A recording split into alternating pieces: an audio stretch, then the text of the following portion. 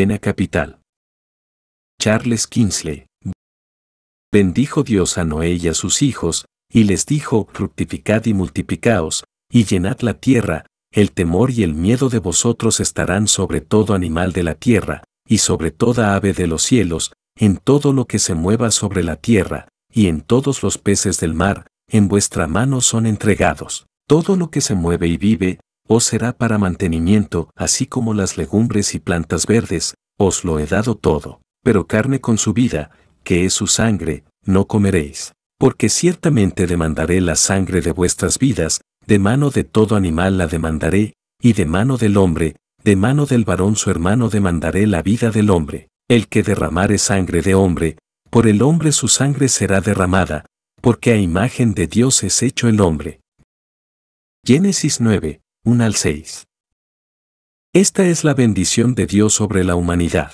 Esta es nuestra carta magna de Dios, quien hizo y gobierna esta tierra. Este es el fin y el deber de nuestra vida mortal: ser fructíferos y multiplicaros y llenar la tierra y sojuzgarla. ¿Pero qué es eso todo? ¿No hay en esta bendición de Dios ninguna indicación de algo más que nuestra vida mortal? ¿Algo más allá de nuestra vida mortal? Seguramente que sí. Esas palabras, a imagen de Dios, hecho el hombre, deben significar, si es que significan algo, que el hombre puede, si tan solo quiere ser un verdadero hombre, participar de la vida eterna de Dios. Pero no hablaré de eso hoy, sino más bien de una cuestión acerca de su vida mortal en este mundo, que es esta: ¿cuál es la razón por la que el hombre tiene derecho sobre las vidas de los animales? ¿Por qué puede usarlos para su alimento? Y al mismo tiempo, ¿cuál es la razón por la que no tiene el mismo derecho sobre las vidas de sus semejantes? ¿Por qué no puede usarlos para su alimento? Es esta, a imagen de Dios, hecho el hombre. El hombre está hecho a imagen y semejanza de Dios, por lo tanto es una criatura sagrada, una criatura, no meramente un animal, y el más alto de todos los animales, solo más astuto que todos los animales, más altamente organizado, más delicadamente formado que todos los animales, sino algo más que un animal. Él es a semejanza de Dios, por lo tanto está consagrado a Dios. Él es la única criatura en la tierra a quien Dios, hasta donde sabemos, está tratando de hacer como él mismo. Por lo tanto, quien mata a un hombre, no solo peca contra él, ni contra la sociedad, peca contra Dios. Y Dios demandará la sangre de ese hombre de manos de quien lo mate. ¿Pero cómo? De la mano de todo animal y de la mano de todo hombre. No puedo decir qué significa esa primera parte de la ley. No puedo decir cómo exigirá Dios la sangre de sus víctimas al león, al quequedrilo o al tiburón que se come a un ser humano. Pero sí puedo decir esto del sentimiento, no solo de horror y piedad, sino de verdadera rabia e indignación, con que los hombres ven, lo que Dios quiera que nunca vean, a una bestia salvaje matar a un hombre. Es un testimonio en la conciencia del hombre de que el texto es cierto de alguna manera, aunque no sepamos cómo. Hace unas semanas recibí una carta de un oficial, una persona muy notable, en la que describía su horror e indignación al ver a un amigo suyo abatido y devorado por un tigre, y cómo, cuando al día siguiente se paró sobre lo que apenas el día anterior había sido un ser humano, miró al cielo y repitió las palabras del texto: a imagen de Dios hizo al hombre, con rabia y vergüenza, y casi acusando a Dios por permitir que su imagen fuera devorada por una bestia bruta. Por un momento, esto sacudió su fe en la justicia y la bondad de Dios. Ese hombre era joven entonces, y ahora se ha vuelto más sereno y sabio, y ha recuperado una fe más profunda y sólida en Dios. Pero el impacto, dijo, fue terrible para él. Sintió que el asunto no era simplemente doloroso y digno de lástima, sino que era un error y un crimen, y por la fe de este mismo texto, creo que es un error y un crimen, y uno que Dios sabe cómo vengar y corregir cuando el hombre no puede hacerlo. De alguna manera, porque Él tiene maneras con las que nosotros, pobres mortales, no soñamos. De la mano de cada bestia demandará la sangre del hombre, pero más aún de la mano de cada hombre la demandará. ¿Y cómo? El texto nos dice: el que derramare sangre de hombre, por el hombre su sangre será derramada, porque a imagen de Dios es hecho el hombre. Ahora bien, no dudo de que el Dios que todo lo ve, al mirar atrás y ver lo que probablemente ya había sucedido en esta tierra, y al mirar hacia adelante, a lo que sucedería y sucede, ay, con demasiada frecuencia, quiso advertir a los hombres contra el terrible crimen del canibalismo, de comerse a sus semejantes como si fueran animales. Al hacerlo, no solo trataron a sus semejantes como bestias, sino que ellos mismos se comportaron como bestias. Negaron que su víctima estuviera hecha a imagen de Dios, negaron que ellos mismos estuvieran hechos a imagen de Dios, voluntaria y deliberadamente se pusieron como bestias, y como bestias debían perecer. Ahora bien, esto es cierto, los salvajes que se comen a los hombres, hay miles que lo hacen incluso ahora, generalmente saben en su corazón que están haciendo algo malo. Tan pronto como sus conciencias están un poco despiertas, se avergüenzan de su canibalismo, mienten al respecto, tratan de ocultarlo, y tan pronto como la gracia de Dios comienza a obrar en ellos, es el primer pecado al que renuncian. Y además, esto es seguro, que hay una maldición sobre él. Ningún pueblo caníbal, hasta donde he podido encontrar, ha surgido o prosperado en el mundo, y los pueblos caníbales hoy en día, y durante los últimos 300 años, han estado desapareciendo. Por sus propios vicios, enfermedades y guerras, perecen de la faz de la tierra, en medio de la comodidad y la abundancia, y, a pesar de todos los esfuerzos de los misioneros, incluso sus hijos y nietos, después de abandonar el horrible crimen y convertirse en cristianos, parecen no tener poder para vivir y crecer, sino que menguan y perecen de la tierra. Sí, las leyes de Dios actúan de maneras extrañas y sutiles, tan oscuramente, tan lentamente, que los impíos y los pecadores a menudo creen que no hay leyes de Dios, y dicen, «Tush, ¿cómo podría Dios percibirlo? ¿Hay conocimiento en el Altísimo?» Pero las leyes funcionan, sin embargo, ya sea que los hombres sean conscientes de ellas o no. Los molinos de Dios muelen lentamente, pero tarde o temprano muelen al pecador hasta convertirlo en polvo. Y ahora dejaré este odioso tema y pasaré a otro, sobre el cual me siento impulsado a hablar de una vez por todas, porque está muy presente en la mente de los hombres en este momento. Me refiero a lo que vulgarmente se llama pena capital, el castigo del asesinato con la muerte. Ahora bien, el texto, que es el antiguo pacto de Dios con el hombre, habla muy claramente sobre este punto.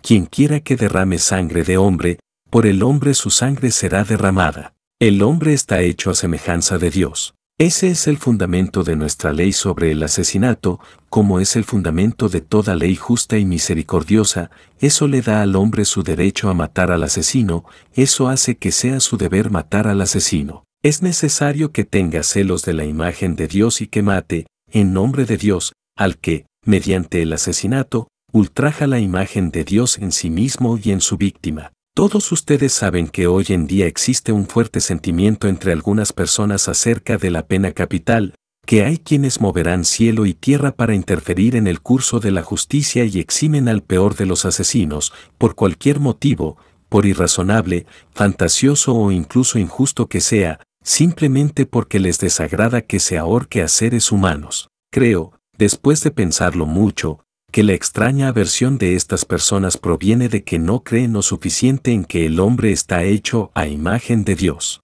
Y, me temo que en algunas de ellas proviene de que no creen en Dios en absoluto, creen, tal vez, en un simple creador del mundo, pero no en el Dios viviente que las Escrituras establecen. Porque, ¿de qué otra manera podrían decir, como es sabido que dicen algunos, que la pena capital es incorrecta? Porque no tenemos derecho a llevar a un hombre a la presencia de su Creador. A la presencia de su Creador. ¿Dónde está cada hombre, tú y yo, pagano y cristiano, bueno y malo, sino en la presencia de su Creador? ¿No vivimos, nos movemos y tenemos nuestro ser en Dios? ¿A dónde podemos ir de su espíritu, o a dónde podemos huir de su presencia? Si ascendemos al cielo, Él está allí. Si bajamos al infierno, Él está allí también. Y si la ley condena a muerte a un hombre, no lo conduce a la presencia de su Creador, porque Él ya está allí. Simplemente le dice, Dios te ha juzgado en la tierra, no nosotros. Dios te juzgará en el mundo venidero, no nosotros. Todo lo que sabemos es que no eres apto para vivir en este mundo. Todo nuestro deber es enviarte fuera de él. ¿A dónde irás en el otro mundo es asunto de Dios, no nuestro, y que el Señor tenga misericordia de tu alma? Y esta falta de fe en un Dios vivo se encuentra en la base de otra objeción. Debemos mantener vivos a los asesinos para convertirlos, instruirlos y enmendarlos. La respuesta es que estaremos encantados de enmendar a cualquiera que tenga una falta, por grande que sea, pero la experiencia de siglos es que los asesinos no tienen remedio, que el hecho de que un hombre asesine a otro es una prueba clara de que no tiene sentido moral y se ha convertido simplemente en un animal bruto. Nuestro deber es castigar, no enmendar, y decir al asesino, si puedes enmendarte, Dios te enmendará, y así tendrá misericordia de tu alma. Dios debe enmendarte, si has de enmendarte. Si Dios no puede enmendarte, nosotros no podemos. Si Dios no quiere enmendarte, ciertamente no podemos obligarlo a hacerlo, aunque te mantengamos vivo durante 1000 años. Eso parecería razonable, así como reverente y fiel a Dios. Pero los hombres de hoy en día se imaginan que aman a sus semejantes mucho más de lo que Dios los ama, y que pueden tratarlos con mucha más sabiduría y amor de lo que Dios está dispuesto a tratar. De estas objeciones presto poca atención. Yo las considero como una mera jerga vaga, que no entiende bien el significado de sus propias palabras, y confío en que el sentido común inglés, sólido y sólido, las descarte. Pero hay otra objeción a la pena capital, que debemos tratar con mucho más respeto y ternura, porque la hacen ciertas personas buenas, personas a las que debemos honrar, aunque diferimos de ellas, porque ningún grupo de personas ha hecho más, según su número, por la educación, por la caridad activa, por la benevolencia, por la paz y la buena voluntad entre las naciones de la tierra. Y dicen que no se debe quitar la vida a un asesino, solo porque está hecho a imagen de Dios. Bueno, yo habría pensado que Dios mismo era el mejor juez de eso. Si Dios dijo verdaderamente que el hombre fue creado a su imagen, y dijo además, por así decirlo, al mismo tiempo, que, por tanto, quien derrame sangre de hombre, por el hombre su sangre será derramada, nuestro deber era confiar en Dios, obedecer a Dios y cumplir con nuestro deber contra el asesino, por doloroso que pudiera ser para nuestros sentimientos. Pero creo que estas buenas personas cometen su error al olvidar esto, que si el asesino fue creado a imagen y semejanza de Dios, también lo es el hombre a quien asesina, y también lo es el jurado que lo declara culpable, el juez que lo condena y la nación, la sociedad de hombres, para la que actúan. Y esto, queridos amigos, nos lleva a la raíz misma del significado de la ley. El hombre tiene sentido para hacer leyes, cosa que los animales no pueden hacer, precisamente porque está hecho a semejanza de Dios y tiene sentido del bien y del mal. El hombre tiene derecho a hacer cumplir las leyes, a ver que se haga el bien y se castigue el mal, precisamente porque está hecho a semejanza de Dios. Las leyes de un país, en la medida en que sean justas y rectas, son la copia de lo que los hombres de ese país han descubierto sobre el bien y el mal, y sobre cuánto bien pueden hacer y cuánto mal castigar. Así como los hombres de un país están hechos, a pesar de todos sus pecados, a semejanza de Dios, así también las leyes de un país, a pesar de todos sus defectos, son una copia de la voluntad de Dios en cuanto a lo que los hombres deben o no deben hacer. Y esa, y no otra, es la verdadera razón por la que el juez o magistrado tiene autoridad sobre la propiedad, la libertad o la vida. Él es el siervo de Dios, el siervo de Cristo, que es Rey de esta tierra y de todas las tierras, y de todos los gobiernos, y de todos los reyes y gobernantes de la tierra. Él se sienta allí en el nombre de Dios, para ver que se haga la voluntad de Dios, en la medida en que los pobres seres humanos falibles puedan hacerla. Y, porque Él es, no meramente como hombre, sino, por su autoridad especial, a semejanza de Dios, que tiene poder sobre la vida y la muerte, por lo tanto Él también, en lo que respecta a su autoridad, tiene poder sobre la vida y la muerte. Esa es mi opinión, y esa era la opinión de San Pablo. Porque, ¿qué dice él, y no dice, recuerden siempre, de los magistrados cristianos en un país cristiano, sino en realidad de los magistrados romanos paganos? Sométase toda persona a las autoridades superiores, porque no hay autoridad sino de parte de Dios, y las autoridades que hay, por Dios han sido establecidas. De modo que quien se resiste a la autoridad, a lo establecido por Dios resiste, y los que resisten, acarrean condenación para sí mismos. Así habló el ser humano más tierno y más parecido a Cristo que jamás haya pisado esta tierra, quien, en su intenso anhelo de salvar a los pecadores, soportó una vida de miseria y peligro, y la terminó con el martirio. Pero no había en él sentimentalismo ni indulgencia blanda. Sabía distinguir el bien del mal, el sentido común de la hipocresía, el deber de la opinión pública, y la caridad divina de la mera aversión cobarde a presenciar el dolor, no tanto porque duele a la persona castigada, sino porque duele al espectador. Sabía que Cristo era Rey de Reyes, y como era el reino de Cristo, había descubierto el orden divino y maravilloso de los hombres y los ángeles. Vio que una parte de ese orden era, el alma que pecare, esa morirá. Pero algunos dicen que la pena capital es incompatible con la suave religión de Cristo, la religión de la misericordia y el amor. La suave religión de Cristo, ¿saben estos hombres de quién hablan? Saben que, si la Biblia es verdadera, el Dios que dijo, quien derrame sangre de hombre, por el hombre su sangre será derramada, es el mismo ser, el mismo Dios que nació de la Virgen María, crucificado bajo Poncio Pilato, el mismo Cristo que tomó a los niños en sus brazos y los bendijo, la misma palabra de Dios, también, de quien está escrito que de su boca sale una espada de 2 filos, para herir a las naciones, y las regirá con vara de hierro, y que pisa el lagar del vino del furor y la ira de Dios Todopoderoso. Estas son palabras terribles, pero, mis queridos amigos, solo puedo preguntarles si las consideran demasiado terribles para ser verdad. ¿Creen en la religión cristiana? ¿Creen en los credos? ¿Creen en la Biblia? Si lo hacéis, entonces creéis que el Señor Cristo, que nació de la Virgen María y fue crucificado bajo Poncio Pilato, es el Creador, el Maestro, el gobernante de este mundo y de todos los mundos. No sabemos con qué leyes gobierna los demás mundos, salvo que son, porque deben serlo, leyes justas y misericordiosas. Pero sabemos por experiencia que las leyes con las que gobierna este mundo son de la más terrible e inflexible severidad, como os he advertido una y otra vez, y os advertiré mientras haya un mentiroso o un holgazán, un borracho o una adúltera en esta parroquia. Y si esto es así, si Cristo es un Dios de severidad tanto como un Dios de amor, un Dios que castiga a los pecadores tanto como un Dios que perdona a los penitentes, ¿qué pasa entonces? Él nos dice que estamos hechos a su semejanza. Entonces, conforme a su semejanza debemos comportarnos.